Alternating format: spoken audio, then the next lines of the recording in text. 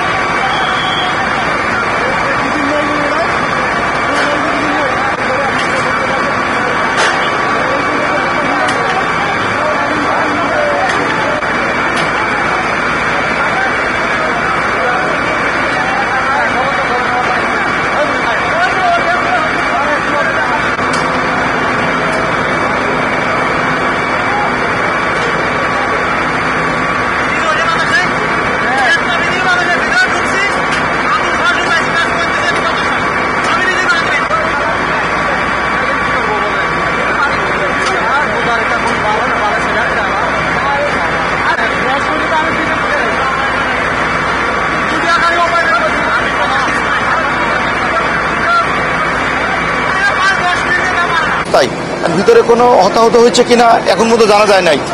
আর দিকে আমরা সংবাদ পাই যে লাভলিন হোটেলে আগুনের সূত্রপাত হয়েছে। যেহেতু আমার থানা খুব নিকটে, আমরা তাৎক্ষণিক এখানে আসি এবং আমরা এসে লোকজনকে সতর্ক করি যাতে দ্রুত নিচে থেকে বের হয়। এর মধ্যে ফায়ার সার্ভিসের সংবাদ দিই, প্রথমে একটি ইউনিট আছে, কিছুক্ষণের মধ্যে আরও 2টি ইউনিট আসে। ফায়ার সার্ভিস এবং স্থানীয় জনগণের সহায়তায় কিছু লোকজন নামানো হয় উপর থেকে। এরপরে এখনও কয়জন হতাহত হয়েছে তার সুনির্দিষ্টভাবে জানা সম্ভব হয় নাই। তবে আগুন নিচতলায় নিয়ন্ত্রণে আছে, দোতলায় নিয়ন্ত্রণে কাজ চলছে। কেউ আছে কিনা এখন এটা বোঝা যাচ্ছে না, চেষ্টা চলছে জানার জন্য।